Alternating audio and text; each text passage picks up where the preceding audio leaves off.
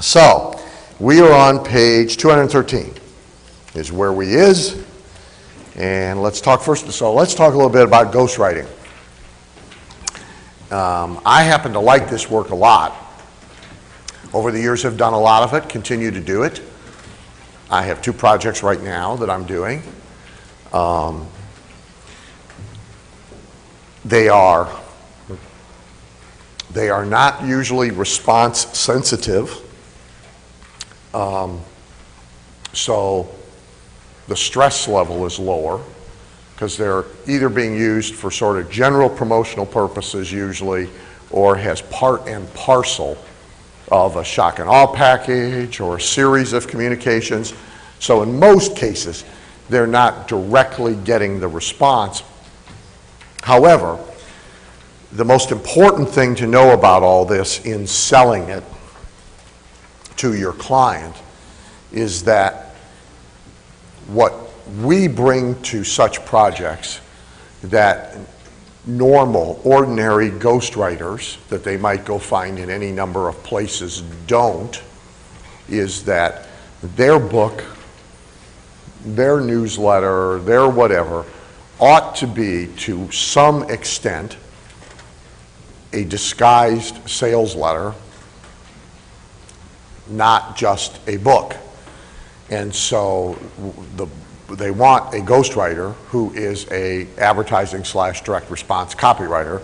They don't want a ghostwriter who is a English professor, academic theorist, or professional writer. Because if they get one of those, what they're going to get, for example, is a book that then one of us has to go fix. Because it's a great book, but it doesn't do what it needs to do from a promotional, marketing, or sales purpose. So that's our argument for ourselves as ghostwriter. The other good news about these kinds of things is when you show them to clients who have a legitimate beneficial reason to have them,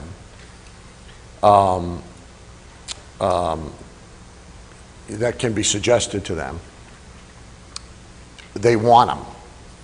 There's a certain, ego part of all this that comes into play. So there's a pleasure reason to buy, not just a business reason to buy. Where just about everything else we sell is all about the business. So they actually want to have a book, They want to have an information product for their business. So the guy that owns the gardening center, he's never thought about having his own course with DVDs and CDs and a book and a package all about how to have the greatest garden ever that he sells or he gives away. He's never thought about that. But if you show him a couple such things, that's something he can get excited about. And he knows his wife and his mama will be proud of, and so there's a lot of attachment to this beyond the practical. Fees are all over the place. So the small business owner can and will only pay so much. Their transaction size, again, matters.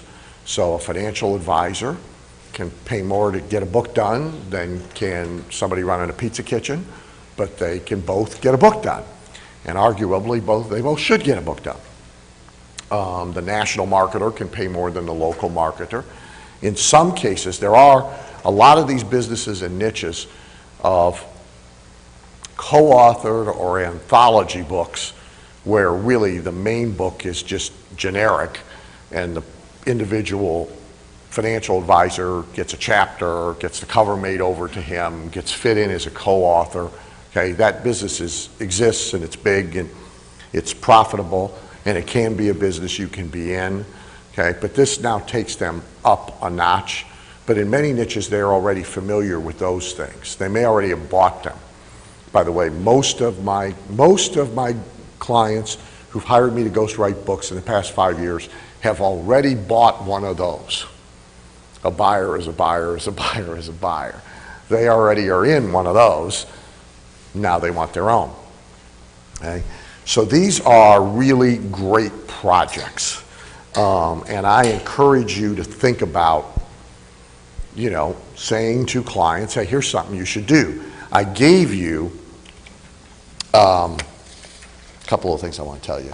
I gave you in your, well, actually, he gave it to you, but nonetheless, in your bag, you should have had this, right? You have it for two reasons. One, it's another back office resource for you, like the three vendors who were here. Adam's a really good guy. They do a nice job. They'll do a turnkey, so you can take your project there. And if you want ISBN number and Amazon distribution and all that for the client, they can arrange that for you. If it doesn't matter, then it doesn't matter. But the other reason I gave it to you is because Adam's done a great job of pitching why somebody should have a book. So this book is a sales letter for why anybody in business ought to have their own book. And so why reinvent the wheel? Here's your sales points for you. This is, I'll tell you a couple little things, but I'll show you a couple things. So this is,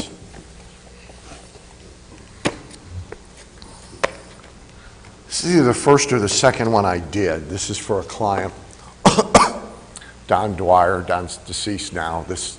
A lot of my clients have in common is they're dead. You live long enough, you know. Well, I mean, look, generally speaking, so especially when I was young, typical client's 20 years older than I am because they got to have a lot of money to pay me, right? So, you know, they're dying, which is unfortunate because he was a really good client. That bothered some of you, didn't it? You know, you all ought to remember one thing, people in audiences and seminars never think about this, that the person on stage can see them. See, I see your facial expressions, you know, in case you don't know. Now, if there's 600 of you in the room, I don't, but if there's 60, I do. So, like, I know when you are disapproving. I get it. It doesn't, all it does is encourage me, by the way.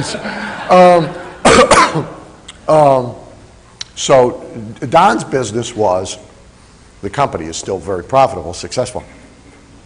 His business, his main business, he's a franchisor. So the main business is rainbow carpet cleaning. So they put people in the carpet cleaning businesses. And so first of all, logic, he was smarter than that, but logic would say we're going to write a book about the carpet cleaning industry or how to be successful in carpet cleaning. But see, that would not elevate him to God status. If anything, it might diminish him in the way that we engineered this. So we wrote a generic how to become a successful entrepreneur regardless of your background. That part important because most of the people buying carpet cleaning franchises are not PhDs and they don't have a lot of money. But we wrote a generic success book for him, which has his success story and some of the stuff he teaches the carpet cleaners genericized. So a lot of the raw material did come from him, but then a lot of it didn't. We did a couple of things that are important. We went and I got him a deal with a real publisher. Now again, these days, Adam's company's just as good, so it would have been a lot easier. But that didn't actually exist. So I went and got him a deal with a real book publisher. So he had a real barcode and actually was in bookstores, although that was just the thing that's really just a sales tool, but to make it real. Okay. So went to a publisher and said, look, the guy will buy 10,000 books. What skin is it off your nose to put the thing in your catalog? And if a bookstore orders it, fine. But we want a real publisher. It's not an awful book. You can approve the manuscript, but you'll sell 10,000 books. Good, deal done. You know, Tony had spoken for him, so we got him a foreword from Tony Robbins, and as I recall, so what year was this originally done? 1993. As I recall, I got 35,000 bucks and 50 cents a book. And I think he burned through about 50,000 copies. So by the time it was done, now the one dumb thing I did that I didn't do is other than an acknowledgement on the page, I didn't bake any promotion for me in the book. Now that was stupid, because I easily could have done it. There are tons of these guys out there. There's one in your town, at least one. They are the entrepreneurial CEO who has built a business from scratch, right? Who has a story to tell, wants to tell it, right? Has a commercial purpose for having a book, because it can promote their business, it can promote them, it can become a part of their marketing packages, it can be either sold or given away to customers, it can be their access to media. So all the 21 reasons, all the logical reasons. So they have logical justification for doing it and spending the money on it, and they can spend company funds, not personal funds. So all of that's right, but they also have emotional reasons why they want to do it. They've built their business from scratch, they have a story to tell, they have a philosophy they want to communicate, they're like ripe for the picking, okay? Some ways to spot them, if you're trying to spot them from scratch, if the business owner's out speaking, telling his story. So he's speaking at the chamber, telling his story. He's speaking at the sales and marketing executives, telling his story. If he's getting media, if he's already making a point of trying to get press. And so every once in a while he's showing up in the local newspaper, he's on the local radio station, if he's bought a show on the radio station. So those are great clients, by the way, generally speaking, local clients, okay? They've bought the half-hour show on Saturday, so the chiro that's got the health guy that's got the show, the real estate guy that's got the show, the financial guy that's got the show, the auto repair guy that's got the show, every market's got them, in case is everybody aware of what I'm talking about?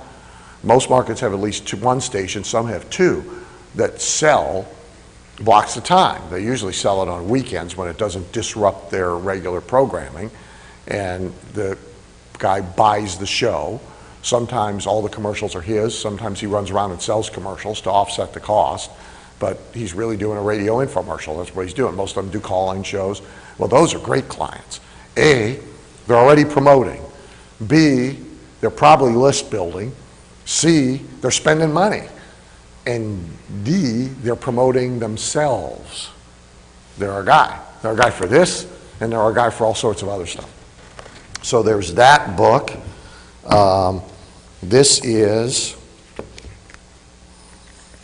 a really good member of ours who's in the pizza business in Canada. So here's her first pizza book.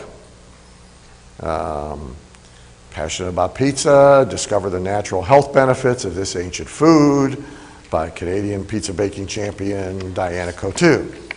It's a little thin, doesn't matter. So it's got some chapters about health and fitness, and then it's got a bunch of recipes. So it's got pizza recipes, including recipes for some of the pizza that they sell in the store, okay? Because nobody's gonna make it, they're gonna come buy it anyway, no harm, no foul, but it gets her media. So here she is with her medal that she won from, I don't know, some baking championship somewhere. She's been on the Food Network. I mean, she's a big promoter. And premium price seller, by the way. Average price of a large pizza is $28 in Winnipeg, Canada, not Beverly Hills, California. So she's got like 3 other books she's doing. It's a path to media for her. The customers like the fact that they're doing business with a celebrity, so they get to buy the book in the store and give it to mom, give it to their neighbor, whatever. So it's a promotional tool for her. This is, if you subscribe to Look Over My Shoulder and Marketing Your Services, how many of you subscribe to Look Over Your Shoulder Marketing Your Services? Okay. Those of you who didn't raise your hand, you ought to see the AWAI people, because like that's sort of, I can't believe you're not doing it. But anyway, if you subscribe, you got this. If you didn't, so this is really interesting, because this is a philosophy book more than it is anything else. But the business is a builder of motorcycles for women. So, and this is a useful strategy to teach a business owner, is they ought to have a philosophy and they ought to enunciate it. and they ought to speak about the emotional aspects of their business regardless of what the product or the service is. And so this is about women, motorcycles, and mental health. The premise, by the way, is that you don't find any motorcycles parked in front of the psychiatrist's office. You only see cars. So if you want to stay sane, and women get to exert their personality, and there's even a chapter about how motorcycles help you have your aha moment.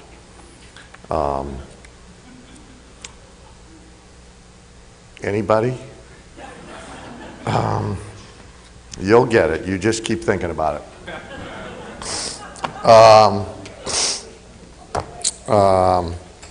This is, there you go, there's one more.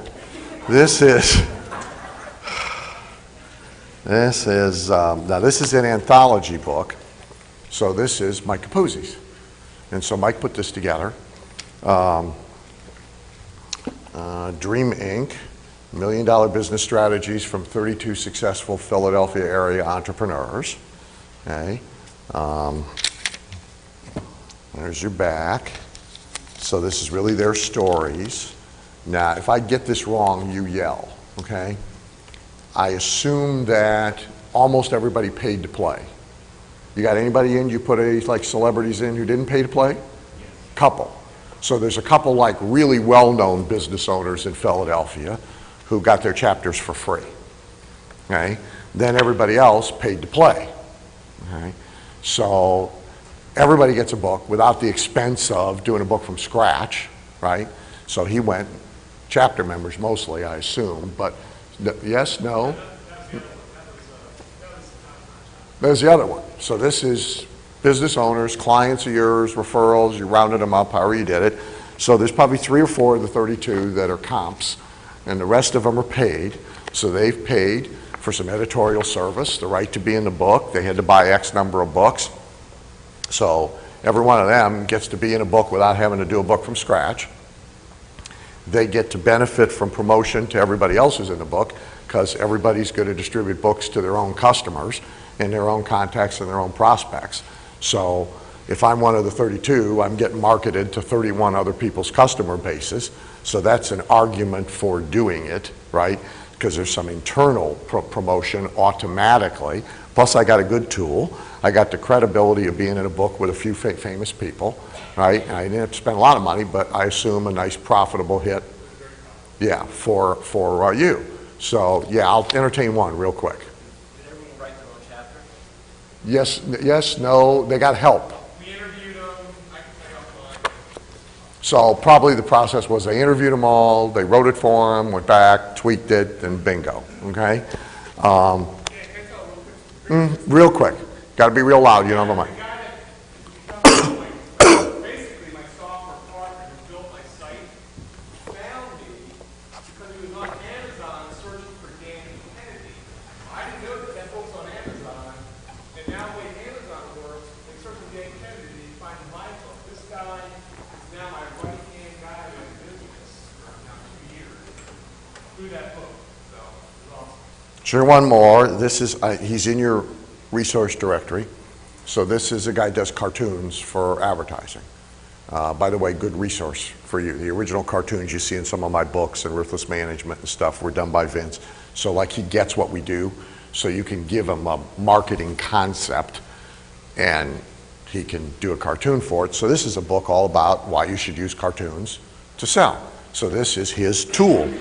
This is his business brochure, this is his business card, this is his sales letter, but it has a lot more impact because it's a book. Now he happened to do his himself, but in most cases, A, it wouldn't occur to him, and B, then he wouldn't do it. So somebody like him is a client, they're a perfect client.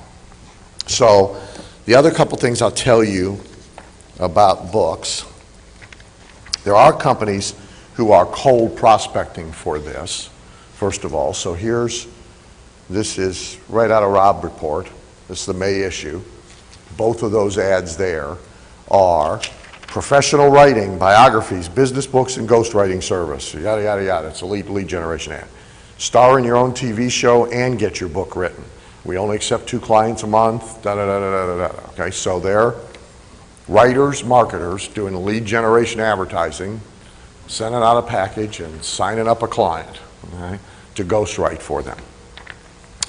A couple of things that are cool that you can add to this arrangement. One is you can bring some expert or celebrity content to the book you're doing for your client for them. This will never occur to them on their own. They wouldn't have a clue on how to do it if they did, but it's not that difficult. First of all, there's a lot of stuff out there that you can go get and use, and all you got to do is give credit. So there's a ton of stuff. Secondly, if you send a letter to, you name it, if you send a letter to Trump and you say, we're doing a book on negotiation by Joe Blow, negotiation expert, and you guys have a chapter by you or a chapter by George Ross that you'd like to have in the book, you got a reasonably good chance of getting yourself handed a chapter because they're promoters. And if you ask 10, one of them's going to say yes. So you can go round up celebrity or expert content to beef up the guy's book and give him some authority. You can help him find a sponsor in some cases, somebody who doesn't compete with him but who would like to be associated with the book, who will pay to have a chapter, to be the sponsor of, to have advertising inserted in the back so you can help offset his cost if you want to. You can bicycle it out once you've done one, now area exclusive all across the country. So if you do a great one for a financial advisor in Bethlehem, Pennsylvania, and 90% of the content could be used by any financial advisor, and you carefully construct it so 90% of the content could be used by any financial advisor, then all you got to do is take him out and put the other guy in. So now you get an extra run of the book when it gets produced. Now you got your sample, and you can go, so the guy in Pittsburgh now can be the only one in Pittsburgh to have the book, and the only one in LA to have the book, and well, you divide LA up, but I mean, you get the idea. Okay? So you can do the work once, and then turn around and resell the work again and again and again and again, just tweaking it slightly. You can be in the anthology business, as Mike did, if you choose to do that. By the way, that's also a way to prospect. So anybody in a local area who owns a business that you would select and send them sort of the who's who letter. So we're publishing this book, Dream Inc., of the 30 smartest entrepreneurs in Philadelphia, and based on your website, your company, the news report about your company, and the Philadelphia Inquirer, you've been selected as a candidate to be included. We need to have a phone conversation, I need to come see you, whatever. Well, that conversation, of course, can lead to the bigger, broader conversation of marketing, advertising, et cetera, for their business. So it's a semi-sneaky way to prospect. Audio, video, online presentation scripts, much of the same answer applies. First of all, almost every business should be doing multimedia. So they should have audio, they should have video, they should have it online, they should have it in hard presentation form, they should be sending people home with it after they buy in order to make them stick. They should be sending people home with it after they have an appointment. There's all sorts of such situations. We did a CD, I did a CD in 1984, 85 for the chiropractic profession. I did it for one doc first, same model I just described. So I wrote a script for an audio CD called How to Get Well Faster, which really was a reinforcing pitch about chiropractic that was designed to go home with the patient after their report of findings pitch, whether they signed up or not, in part to deal with the spouse and the negative influence of other people, so they could give it to the spouse to listen to. They were supposed to listen to it. It stimulated referrals and so forth. So we did it for this one doc who had a big practice, very aggressive marketer, did a lot of seminars, brought 100 people, 200 people into a seminar, pitched them so everybody got one of these things. So, I mean, it worked. He was happy. I got a nice, but once I got it all done, I'll go to all this work to do this for one chiropractor, and there's 38,000 of them in America. This doesn't make good sense, right? So now I made it available to all the chiropractors we were selling other stuff to, and I was dealing with through practice management companies, and we licensed it. So you want it in your town, you can have it. And we'll tweak it, customize it for you, fix the script, you record it, we'll press it, you got the rights to use it for a year, and here's the 52 ways that you should use it too. And again, I don't remember exact numbers now, but I think I sold 400 licenses, 410 licenses, 420 licenses at $1,000 a piece. Probably spent half the money selling them, so it was $200,000 and I think the original fee was like $7,500. So, which would you rather have, $7,500 or $200,000? I'll take the $200,000 any day of the week. So they should have audio and video tools.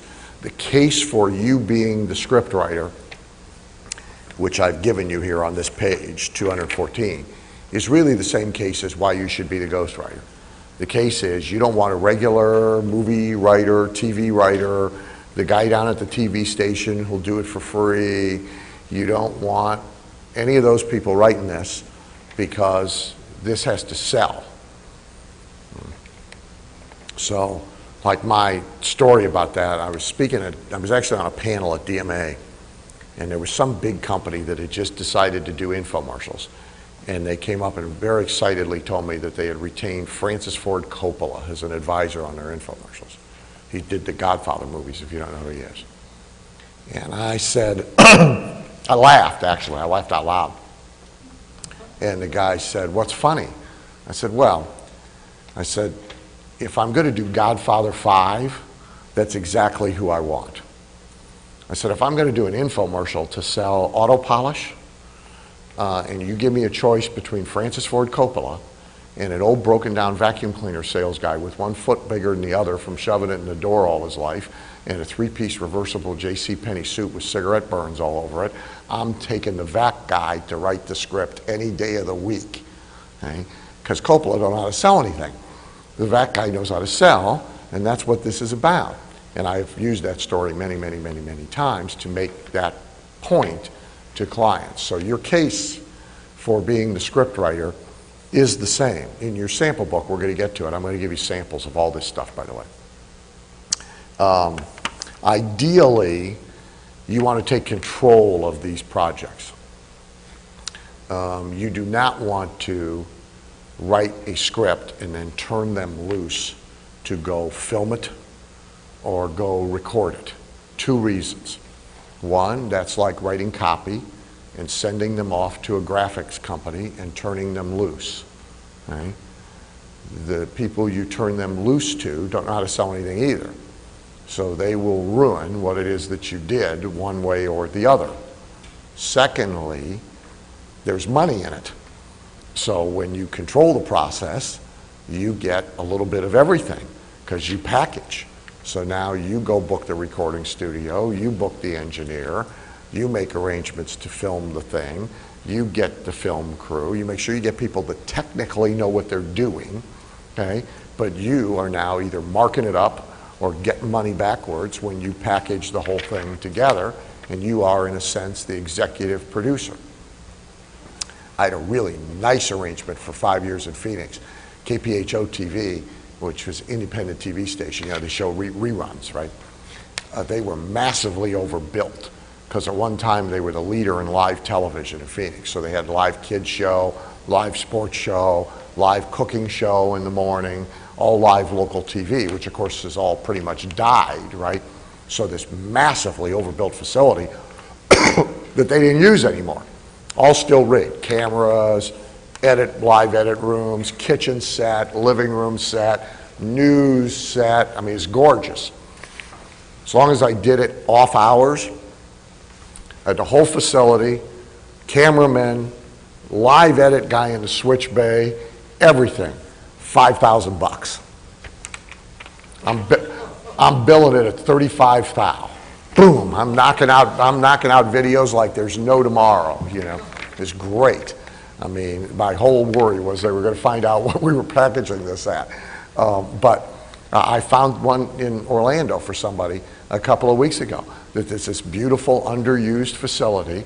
They used to do a lot of wrestling videos, and they lost the contract. And they're available cheap. So if you hunt, right now video production guys are really hurting because they don't know how to sell their service. And so, but you want to control the process. I'm going to give you an audio example where I control the process. Again, also keep in mind, if you create something that works for one client who is locally based, there is always the opportunity to turn around and roll it out to like clients in other areas, tweaked. So you keep that in mind when you build it, number one, and you keep it in mind as an opportunity after the fact. So if you create a DVD for a financial advisor in Toledo, Ohio, for follow-up on prospects that works, there's financial advisors all across the country who can use that DVD, and that often is the bigger opportunity of the two. Speech writing and group presentation script writing. Lots of business owners, small or large, have the opportunity to sell by speech or sell by seminar. And they have no earthly idea how to do it. And if they get somebody to help them with their speech, or they do it on their own, or they get somebody to help them with their seminar, or they do it on their own, guess what it will miss? It'll miss the sales, of course. It'll miss the sales. It will not be structured as a sales presentation. If anything, what they'll do is it will be structured as a speech with a little lousy commercial crammed on the end. It won't be built as a sales presentation from beginning to end. Now here's the good news for all of you. All these are long-form sales letters brought to life. That's all they are. And they move back and forth quite easily.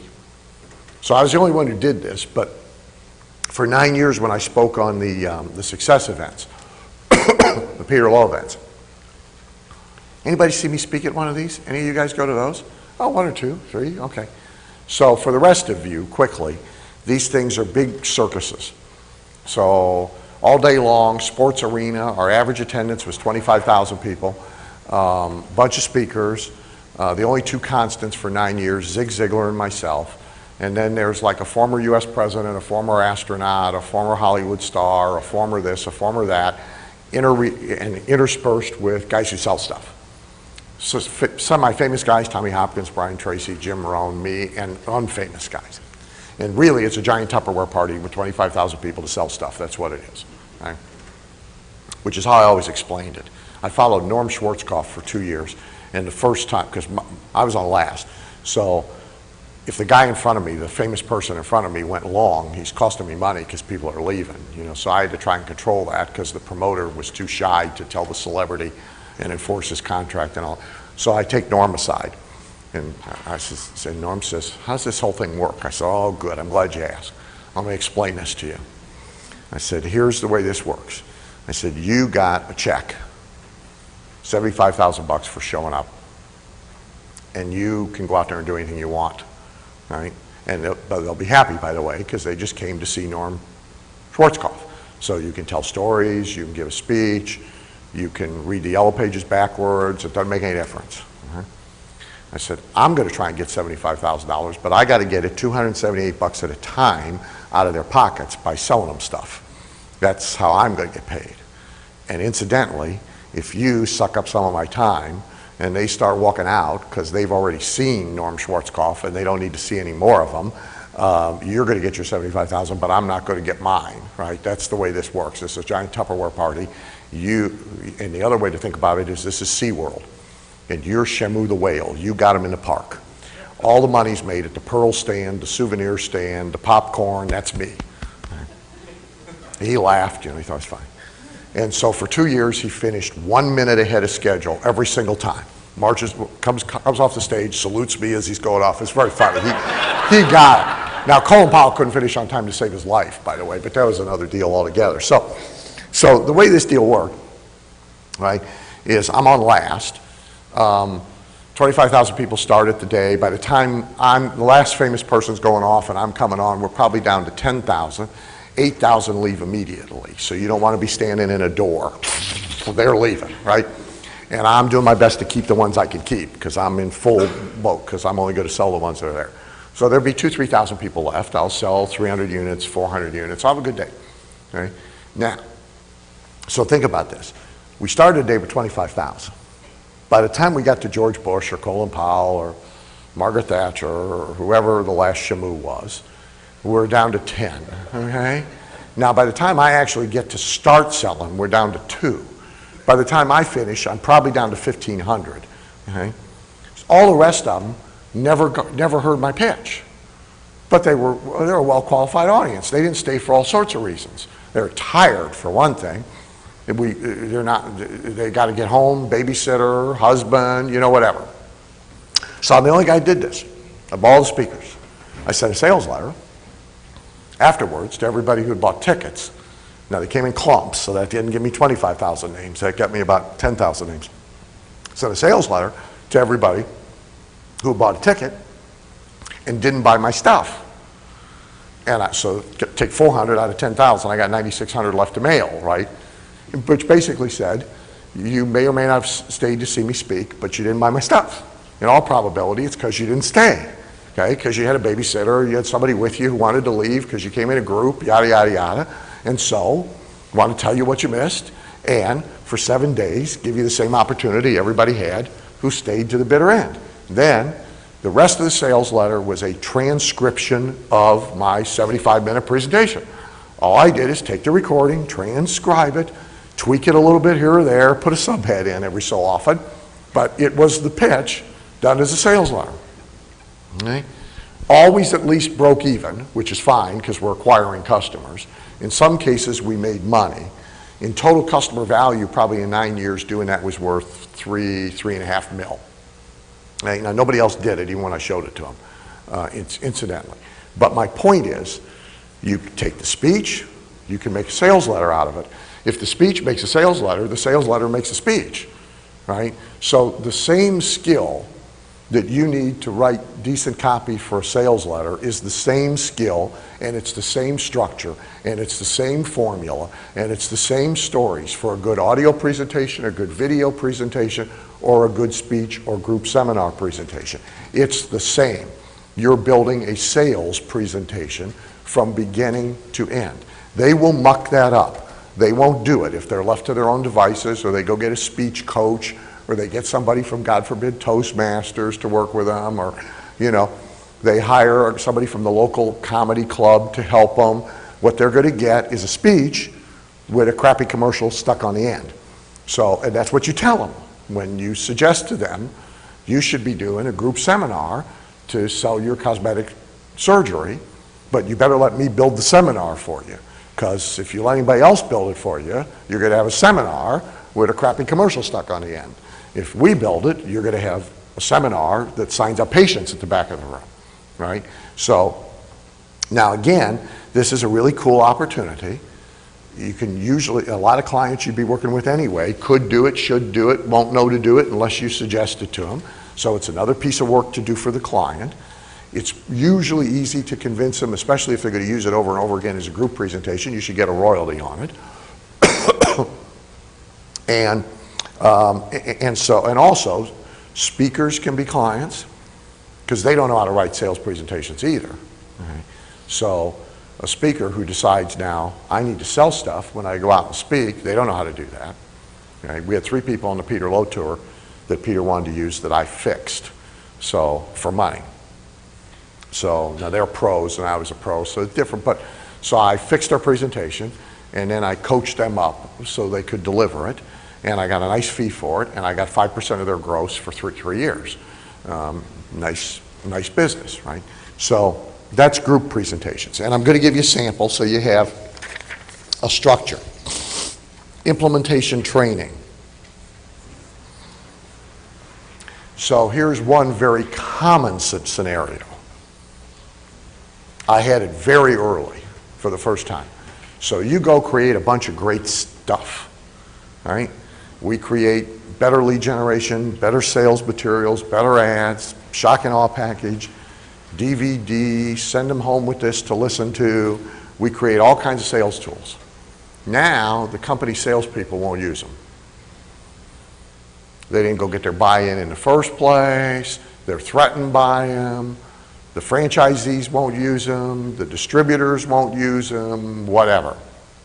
So somebody's got to come in and essentially sell the program to the sales force, to the distributors, to the franchise owners.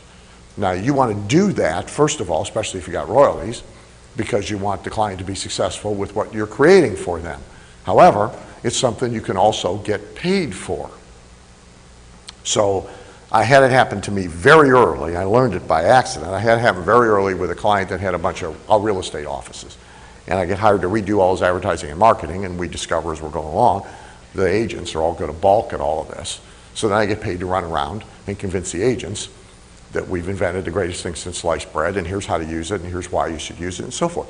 As recently as my Miracle Era client, after I got the entire contract signed for the entire project, I said, oh, by the way, good phrase. I said, oh, by the way, right? You already know you got franchisee problems. That's one of the things that brought you to me, is the franchisees complaining about your marketing. I said, but I got bad news for you.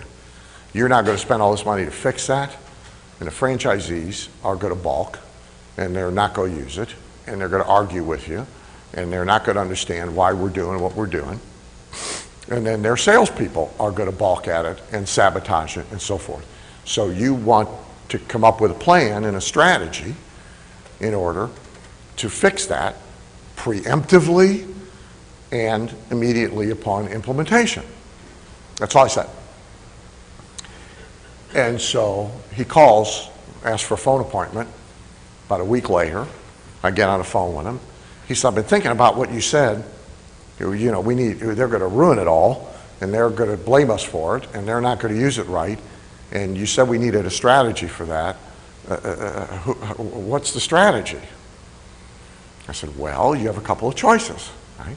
I said, you could use your corporate people to get them all together and do meetings, and, you know, blow breath on them and show them everything and explain to them exactly why it's being done the way it's being done and all that, just essentially as I'm explaining it to you. I said, I imagine the problem you got with that is they all think the guys from the home office are morons, but I don't know. I said, so you could do that. I said, you could try and find a champion, one of your own guys who falls in love with it, who'll do that with everybody else. I said, or you can hire like an outside speaker or trainer or somebody to do that, right? I said, or I suppose, you know, if you really think it would be best, I guess I'd be willing to do it, right? So now I add on to this project, which is already $1 million fee and $1 million royalty project. I add on 2 speaking engagements, 2 teleseminars, and a sales training manual that has to be built on how to use the stuff I'm building for them.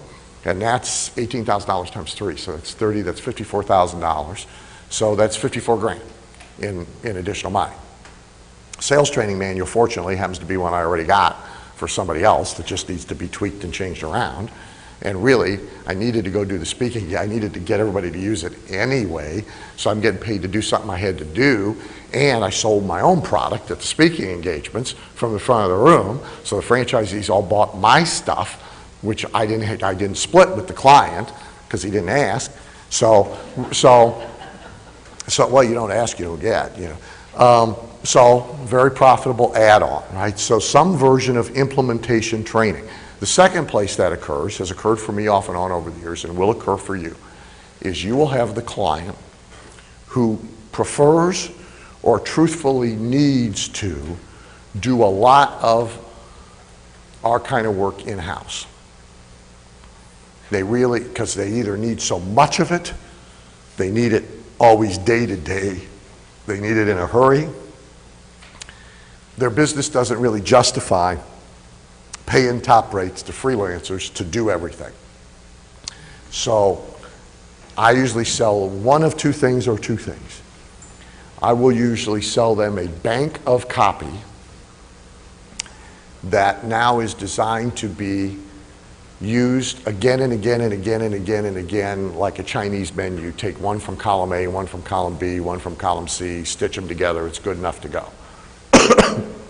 So I'll create them a notebook of headlines, opening paragraphs, answers to price objections, bridges to offers. So here's your library. And now your in-house people can keep going in here and cutting and pasting, and it ain't gonna be spectacular, but it's gonna be infinitely better than they would do on their own. And you can come back to me in 5 years and we'll do it all again, all over again, right? So I've done that a number of times. Then either with that or instead of that, okay, I'll come in and I'll train your copywriters. And we'll do the best we can. Bring me in for 3 days and we'll workshop them. So I'll teach them 10 fundamentals of direct response, and then we'll take your stuff, which is crappy, and together we'll fix it so they have the experience of brainstorming an offer and brainstorming a guarantee and all that. And then the third day, we'll go through it all again, and by the time we're done, they'll be a lot better than they are now, right? And you can put your writers in there, you can put some of your marketing executives in there who don't get it. You can put your sister-in-law in there if you want to, who every time you show her your stuff that is good, she screams and yells about how ugly and unprofessional it is. You can put anybody in there you want, right? And so, like Peter Code, who he sold out, but he owned a software company. They invented so this is real eggheady. They invented C++ software, which allows, so you know what that is. I wrote copy for it, I don't know what it is. I mean, but, so Peter brought me in to teach his guys what direct response is. So I spent 3 days teaching what direct response is. An ad agency in Houston, guy I met on an airplane, right? Owns an ad agency in Houston. I'm flying from where I was flying to, but we're in first class talking, what do you do, you know? And he said, you know, I own an ad agency. I says, oh, you do regular advertising, right? The kind that doesn't work. And, and so we had the whole Ogilvy conversation, you know, and he said, well, he said, to tell you the truth, he said, you know, there's nobody in our agency who knows squat about direct response. He says, you want to come talk to him about it? I said, I'll be happy to come talk to him about it. So I get booked to go teach his ad agency guys direct response. And I later got a nice client from him, backdoor. So implementation training basically falls into two places. One, teaching people how to use what it is you're creating for them so they don't muck it all up after you give it to them. Okay. Number two is as a replacement for doing work for them. So they actually do want their people taught. I'll tell you another client. So Trim Spa, this came from Halbert too. Alex Goen. He owned Trim Spa. If you don't remember Trim Spa, it had a 4-year huge run-up, did very great. They had Anna Nicole Smith as their spokesperson. They had a locker in a room to keep the weight off, but that's neither here nor there. And they were in Walmart stores everywhere and so forth. And he also owns a company that does the $29 lose weight, stop smoking, hypnosis seminars. You'll see the ads in newspapers, and you just show up at the hotel, you pay $29 and they woo-woo you, and you lose weight and you don't smoke. So Alex had decided to go in-house. So he had used Halbert, he'd used other copywriters, and he said, you know, we just need so much stuff. I need to tweak it all the time. It's cost, you know, the copywriters are making as much money as I'm making, and I don't want to write the stuff myself. I got 4 or 5 people who were like, okay, but they could be better. I got a couple people I think I want to keep who are executives, but they're totally resistant to direct marketing. How about you coming in and giving them the talk? You know, okay, fine, I'll come in and give them the talk, you know. So I spent a day there giving them the talk. I'll tell you something great. I spent a day there giving them the talk, and then I spent a day working with the 2 copywriters, essentially workshopping, sitting at a big table with all their stuff, critiquing and teaching them the 12 boxes, right? Here's how you might fix this, here's how you might fix that. Nice fee. So before I get there, Alex is pretty tough. Alex made everybody read the ultimate sales letter and the ultimate marketing plan. Right? So everybody now files in the room. So she says, before we start the meeting, I just want to make sure everybody's prepared, so we're going to have a little quiz. And he proceeds to ask them questions on the books, right? So one guy confesses, after he doesn't know two answers, that he hasn't read the books. And Alex says, well, you're fired. Now, do you know the answer to? Fired him on the spot. On the spot. I will tell you, I had everybody's attention for the rest of the day. So that's implementation training. Referral commissions and markups. All right? Two basic premises here. We've talked about both of them, but I want to make the point again. So premise number one is you should get paid for every value you bring.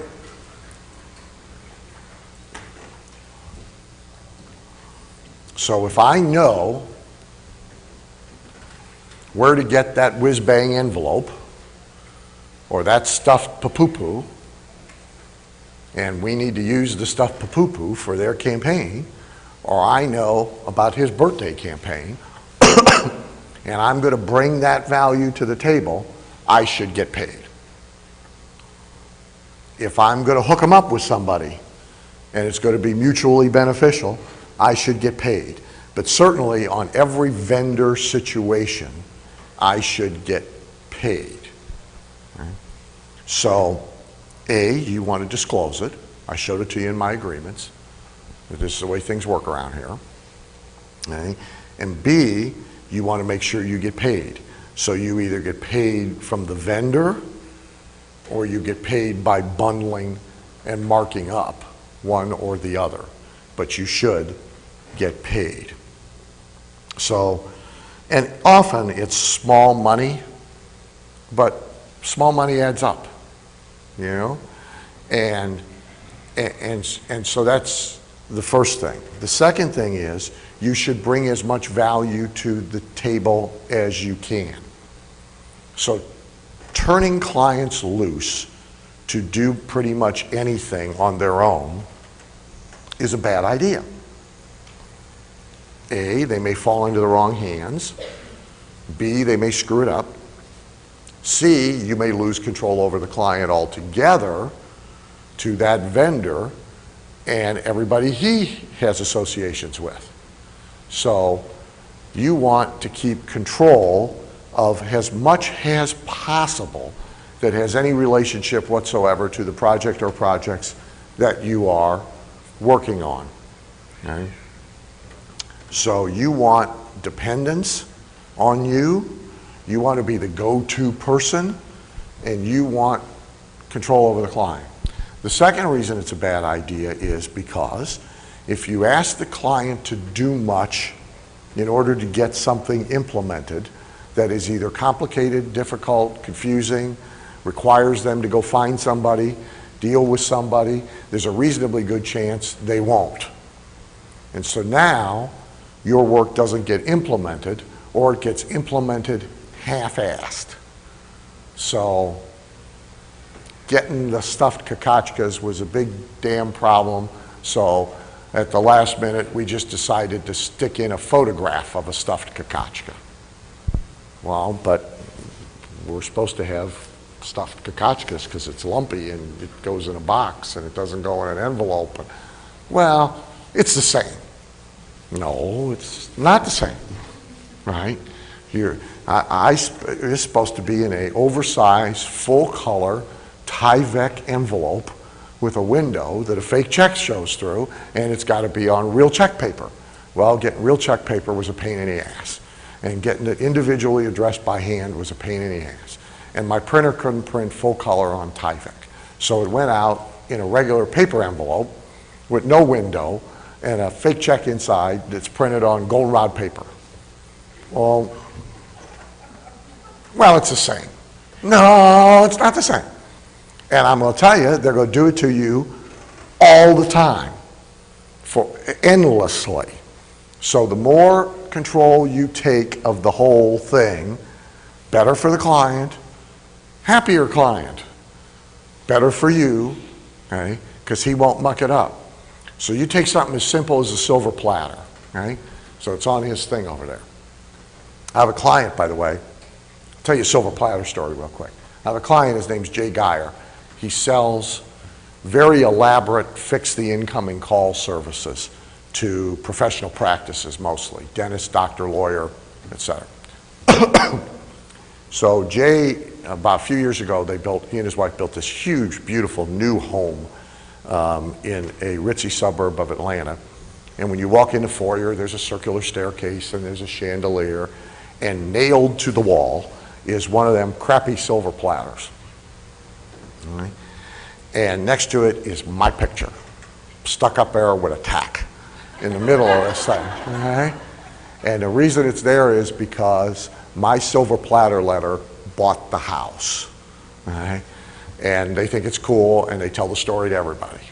Okay? And so those things make a difference. But I have a client, honest to God, who I turned him loose, built the whole campaign for him. Step 2, the thing's supposed to go on the silver platter in a box. Here's what he sent. A picture of the silver platter stapled to the letter. That's what he sent. Because like a moron, I didn't deal with getting them the silver platter and controlling the whole process. Okay? So, for all those reasons, you want to be in control and you want to get paid. And all these little monies can add up. So, example, with Miracle Air, so initially I paid Chris Mullins, she's in your resource directory, to do mystery phone shopping of the stores out of my pocket because I needed to know certain things. Then with the evidence that there was a serious problem here, I said, you got to pay. She's got to do your stores. Now they're franchised, so the usual fight of who's good. So we never got system-wide use. But for a goodly period of time, we had, well, I don't know, maybe a third of the franchise owners using her service every month, from which I got an override check. Right? And in a period of time, it totaled to about $27,000. Now, it's not a lot of money, but it's $27,000 I didn't have to do any work for, other than say, you got a user, here's the phone number, and then send a fax to Chris and say, chase these people, okay? Because they need you, and I need you to be helping them make this happen, and be sure to send me my check, because I got horses that want to eat. So, again, over a 2.5 year period, 27 grand's not a lot of money, but you get 27 here, you get 4 here, you get 600 here. Before you know it, you've made some mortgage payments. And they didn't pay any more than they would have anyway. I brought the value to the table. I'm entitled to the money. Okay? I even spent a little money out of my pocket to grease the skids in the first place to make it happen. So that's the position you ought to take about all of this. The last part of this conversation, we'll look at the samples very quickly. Page 218, if you're following along in a songbook, is equity, not just income. So the worst thing about copywriting business, consulting business, any professional service business is, it's really more of a job than it is a business. Okay, because it's dependent on us working in order to get money, and our work feeds the present bank, but it doesn't do a very good job of feeding the future bank, and it does almost nothing to feed the permanent bank. So while our client is stacking up Panera Bread stores that are eventually going to be sold for a nice big chunk of change, we are getting fees and royalties, but we're not going to get a big chunk of change when the Panera Bread stores sell, even though we are largely responsible for the fact that the Panera Bread stores are going to sell for $20 million instead of for $2 million. So this is not good. In many cases, it's unavoidable, but it is still something to have angst over. So there are a couple of ways to think about this. So one is that you can trade fees or royalties for equity in businesses. People do it with startups, for example. They do it with spin-offs from a business. The bad news about that is, there's two pieces of bad news. One is you also get a lot of liability. Because when you own part of a business, even a tiny little part, you're on the hook with the guy who owns the big part. And even worse, if the guy who owns the big part comes up empty, you might be last man standing, and you might find yourself responsible for a lot of problems. So I'm not a big fan of having equity in other people's businesses I don't control for that reason. The second reason is being a minority stockholder in a privately held company and trying to get equity out of it is not the easiest thing on the planet, because they can keep inflating their salaries, they can decide to buy a private jet, the guy can put his 17 mistresses on the payroll, which is shocking, that never occurred to Tiger.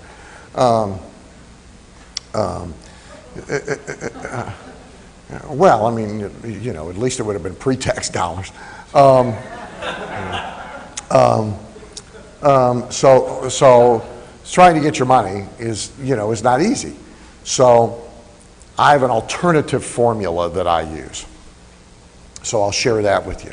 My alternative formula is what I call an equity kicker. So my alternative formula is fees, royalties, whatever the present bank compensation is, but an agreed upon amount of money or percentage if and when the company is sold or taken public. So I don't own any equity, but I'm going to get a piece of the equity when the equity changes hands. So that's my alternative formula. And right now I have this in about 8 such situations. I've had it mature and pay off in about 3, and I've had it turn into a mess and gotten screwed out of it in 1. So not bad, as a ratio. I mean, I'll take that. So that's the alternative formula for that.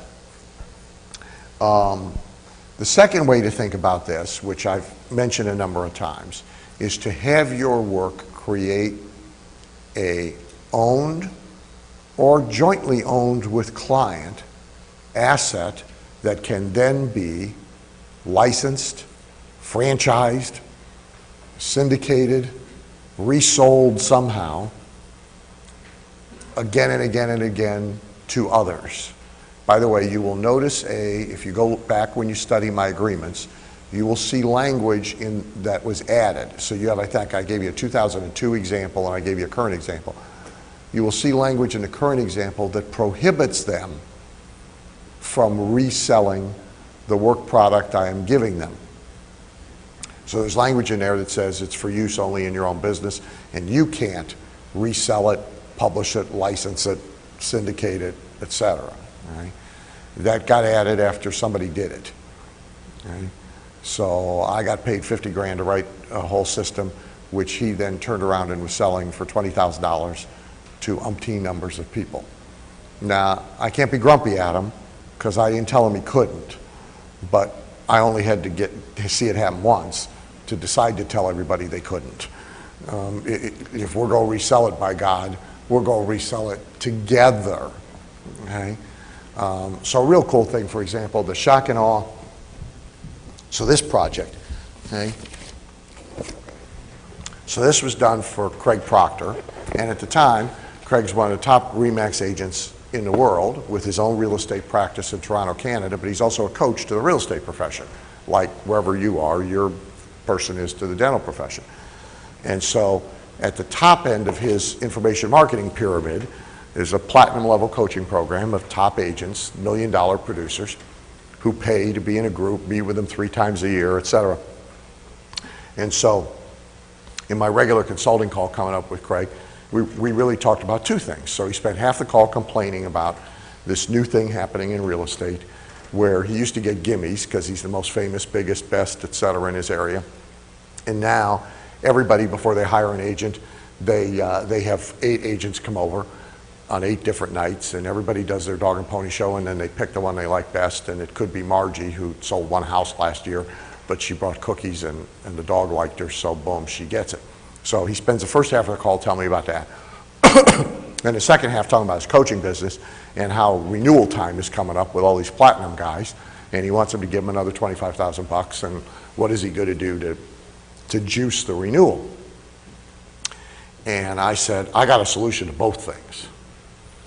I said, A, let's build something to fix problem A that you don't like, which all your guys have the same problem because they're all the top producers in their area. So if you're having to deal with Margie and the cookies, they're having to deal with Margie and the cookies. So let's build something to fix it for you, and let's make the extra benefit now, the new benefit that the Platinum members get is every year you and I do a project for your business, and they get to use it. And they get to watch it happen, and they get to see it tested, and they get to see the bugs worked out, and then they get a licensed right to use it. Okay? Which ultimately, because it'll help you sell platinum, and if you want, you could raise the price of platinum a little bit if you wanted to, now it'll make all the money you got to pay me to do it nearly free. So this was the first of 3 things we did over 3 years. So I got my fee to create it for him, and I got X number of dollars per platinum member who renewed or joined platinum, and a bonus for every one of them who implemented it. And I did 3 coaching calls in addition to doing the work, implementation calls, to try and convince them to implement it. So that's a little piece of leverage, a different way to use a client. So there's this creating an asset with the client that you and the client agree one way or another you are going to turn into a profitable thing on its own. The third way to create equity, and it's the least of them, but it is still important to keep in mind, is at bare minimum, as you do work, you want to create templates that you are going to be able to use again and again and again and again. You don't want to be reinventing everything from scratch for every client. It's too slow. Okay?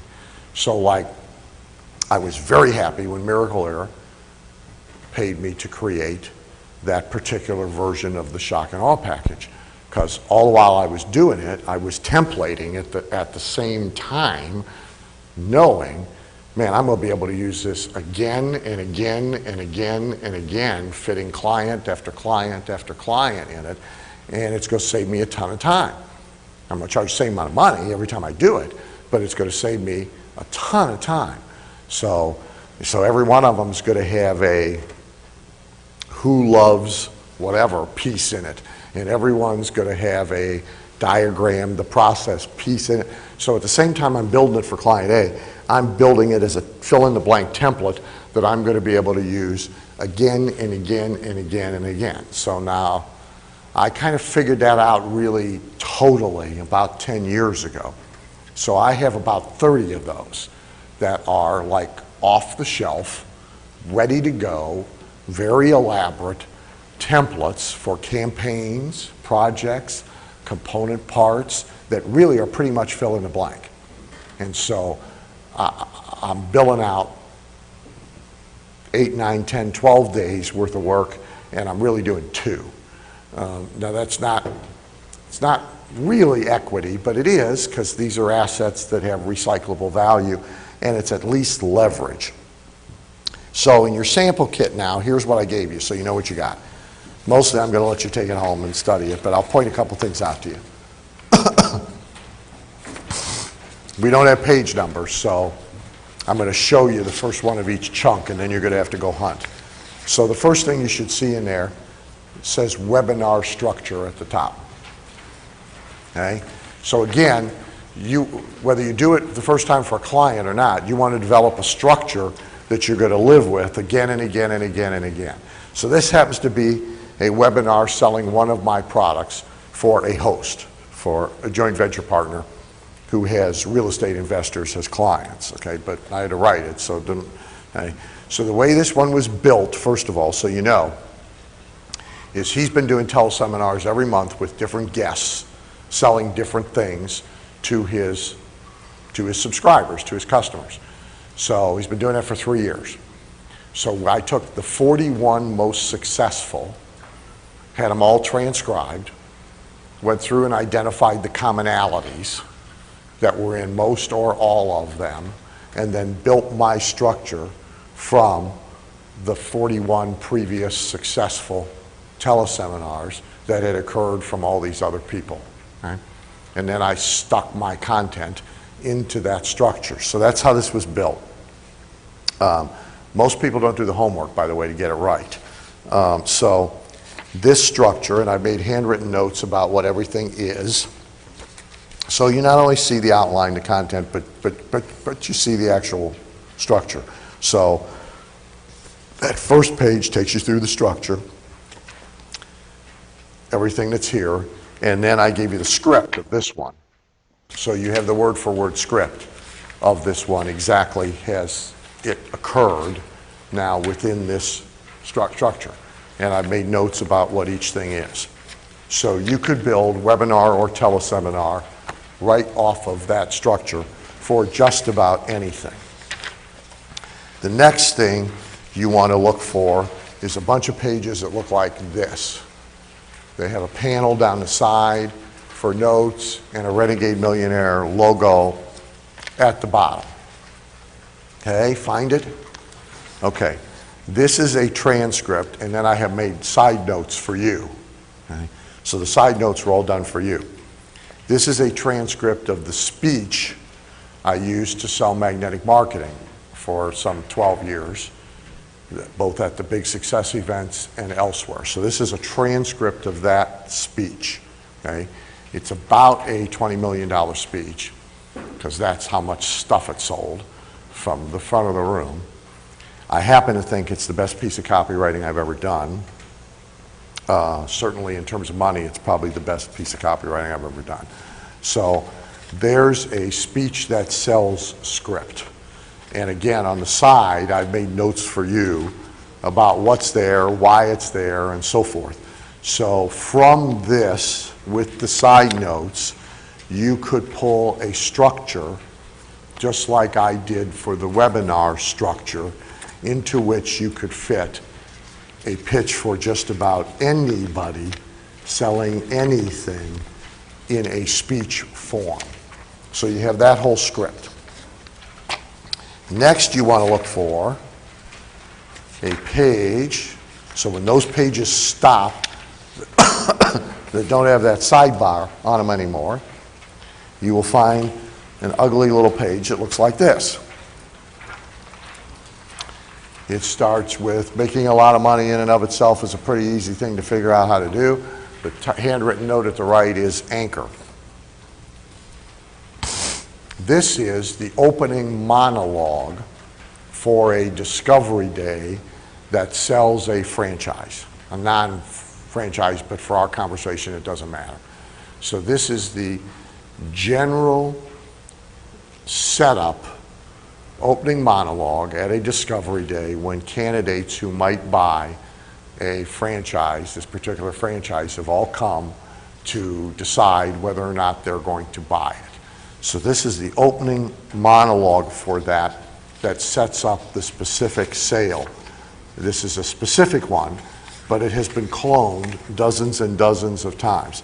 I gave you the script, and if you keep going into the pages, I gave you the overheads that match the script, and they're numbered so you can match them up with the script. As an aside, the Discovery Day format can be used for all sorts of things. It could be used to sell people onto cruise ships and sell them cruises. It could be used to sell them into anything pricey enough to justify bringing them to one place to look at it. And the format is an opening monologue that makes the case generally for why what they're doing already is no good and why they need to do this, and sets up the specific presentation. The day ends with everybody either in or out. If they're out, they go home. If they're in, they go to a celebratory dinner and they stay for a second day of some kind of implementation. Fast start training, book their cruise, whatever. Okay? So that's the opening monologue for a discovery day. If you get to the end of that, which will be the end of the overheads, okay, then you will find a page that looks like this. It's headlined Amazing America, hosted by Alan Thicke.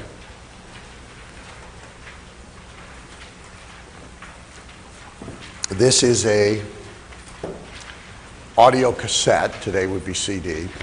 This is an audio cassette script for a multi-level marketing company in the nutrition field for it's one of its top distributors.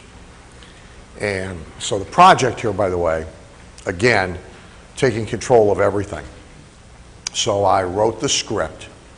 I had to interview, you'll see there's a bunch of his distributors who are doctors interviewed all throughout the tape.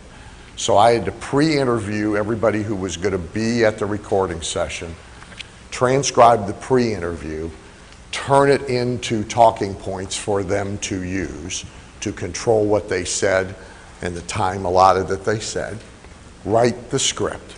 I had to go get him Alan Thicke, and I had to book the recording studio, get everybody together for the recording studio, be there, pick old Alan up at the airport, and make Alan happy on the way to the recording studio, and then supervise the recording, and then take Alan back to the airport, supervise the editing of the recording, and deliver a finished master. Okay? Now, the copywriting is the most important part of that whole process, but you turn them loose to do the rest of it, and it's like over. Plus, there's a lot of money. There's money on the Alan Thicke fee from the celebrity broker. There's money from the recording studio. There's money from the editor. And then, because my vendor presses the first run of the product, there's money from the product.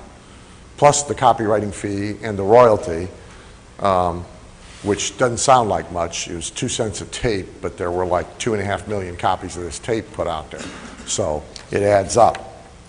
Again, this is a, you can pull from this if you want, structure, but really this one is more about you seeing the idea of that kind of a project. If you get to the end of it, you will see a page that looks like this, Dan Kennedy's practice promotion seminar presentation. So this is a script from a 3-hour evening preview seminar selling doctors a practice building system. This, I don't know, probably produced $10–12 million over 2 years. And it migrated from the group presentation live to a recorded presentation that was sent with a sales letter in the mail to make the same sale. So you have actually the script that migrated. You have the audio cassette or the audio CD version of the seminar, but my portions of the seminar, what you see as Dan in the script, were live recorded at the seminar and then cut apart and re-edited and a narrator stuck in. Now from this, you could draw, again, structure. And I have many times. So every time I create a group presentation that somebody is going to do in a room to sell things, I go right back to this. I build off of this. Okay? So you have that as I think, no, there's one more example. So if you get to the end of that, you will find a page that looks like this. Make a $3,000 profit from a $399 investment. So this is the script of an audio for U.S. Gold. Gold by the business opportunity. So when I got them as a client, their business consisted of running a magazine ad, getting leads, sending them a product brochure and an order form for the kits of the stuff that they would then take out and sell and make money with. So the first thing I added was a sales letter, because you're sending them a brochure with pretty pictures and an order form. The guy's got to figure out kind of for himself, just from what was in the ad, I buy this stuff, I put it in my car, I go to a swap meet, I set up at a swap meet, people come up, give me money, I make money. You got to do all that in his own head. I said, Lan. So the first thing I got paid to do was a sales letter. Then, when that, to his shock and surprise, improved results from what he was sending out to the leads, then we built an audio presentation to go in with the sales letter. So that's what this is. Then the results were so good now working the leads that we went on TV, and I got to do an infomercial for him, which ran for 8 years, still holds the record as a lead generation show, longest running in infomercial history.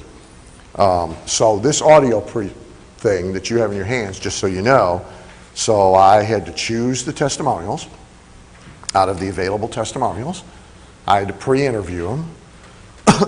Then I had to create each person's talking points that they were actually going to say when we recorded them. I scripted the client portion word for word, and then I supervised the recording and the production of the audio cassette. Okay? So that's your last sample in your sample kit. Left in your notebook, just so you know, you should have a section that looks like this. And so these are some resources and vendors for you. There also should be, I must have skipped over it. What page was that? Because you asked me about it. What page is the influential writing thing on? 190-ish? That's helpful.